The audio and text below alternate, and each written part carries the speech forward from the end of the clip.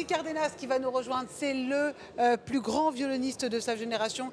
On vient d'entendre sur la scène du bang avec des cordes qui résonnaient jusque dans ce studio ici.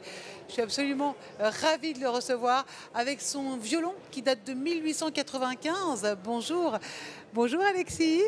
Et on vous a entendu, apprécié, on s'est délecté avec vos belles notes sur le banc. C'était important pour vous de venir avec ce violon de 1895 parler du progrès devant 86 000 entrepreneurs ici.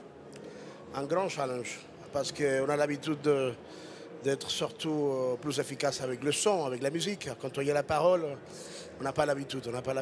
C'est pour ça que j'ai décidé de commencer un peu avec la musique pour capter un petit peu l'attention des gens. Mais les progrès, c'est effectivement quelque chose qui me laisse une opportunité incroyable de parler de ce violon-là parce que c'est toute une histoire, l'histoire de progrès. Pourquoi un constructeur de violon a fait un violon en 1700, fin du XVIIe siècle et ça reste dans le temps? Quelle belle définition de progrès. Parce que je passe dans la vie de ce violon. Il a tout. Il va rencontrer des violonistes après dans l'avenir et c'est quelque chose qui s'est perdu dans le temps. Maintenant que les grands défis, c'est l'écologie et tout ça, enfin, on a dû casser quelques arbres pour faire ça, mais on le recycle.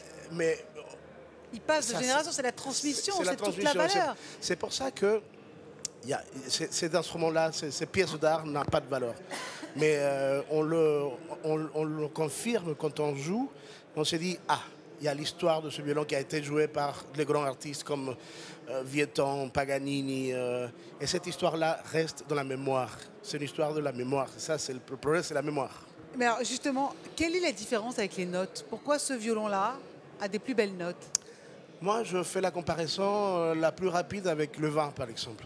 C'est vrai qu'il y a de vins qui sont magnifiques, des vins jeunes comme ça, mais quand on goûte quelque chose qui a l'histoire, c'est tout à fait différent. Moi, je trouve que c'est effectivement l'histoire, mais c'est aussi l'histoire de goût. Non? Quand on écoute une belle symphonie de Beethoven, et puis quand on écoute, je ne vais pas parler d'autres musiques qui n'ont, pour moi, n'aiment pas la même valeur. Parce que bon, pour avoir la musique, pour que ça soit de la musique, il faut le rythme, la mélodie et l'harmonie.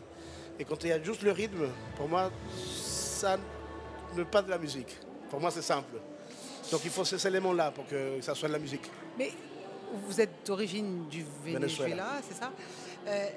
Quand on part du Venezuela et qu'on fait une carrière comme ça internationale, aujourd'hui vous êtes demandé de partout, on arrive à comprendre ça parce que vous tissez aussi un lien avec le public. C'est aussi grâce au violon? Absolument, oui. Le rôle de la musique, c'est la communication. Pour moi, mon grand challenge, et c'est ce que je fais aujourd'hui, c'est communiquer mes traditions, mes origines, les couleurs et tous les soleils qu'il y en a dans l'Amérique latine. Et surtout faire connaître, parce que c'est vrai que quand on parle de l'Amérique latine en musique, on dit toujours le tango, la salsa ou la samba. Et en fait, on a le joropo, le choro, enfin, du Mexique jusqu'à l'Argentine.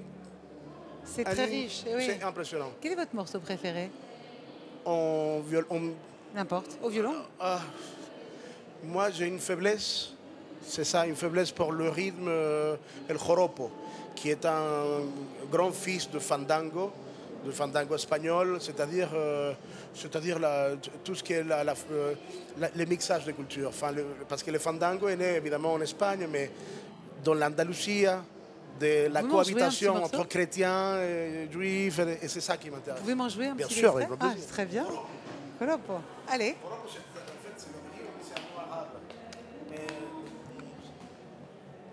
C'est la fête. C'est la fête? Ça veut dire la fête? Ça veut dire la fête.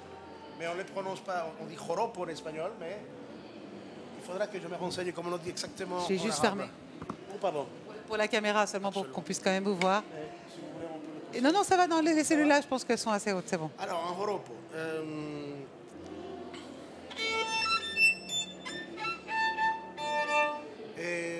Qu'est-ce qui est la particularité de joropo? C'est que c'est un rythme aussi suite. 1, 2, 1, 2, 3, 1, 2, 1, 2, 1, 2, 3.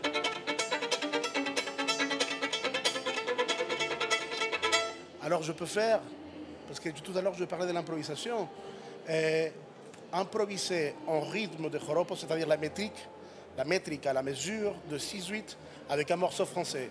Vous pouvez me dire un morceau français? Allez, Piaf, La vie en rose.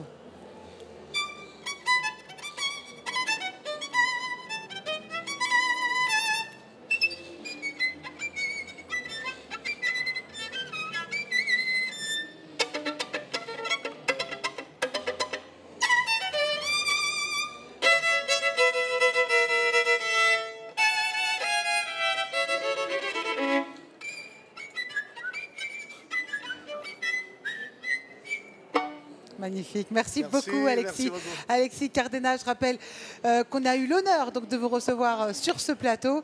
Et on va devoir passer à d'autres invités, mais merci beaucoup d'être passé.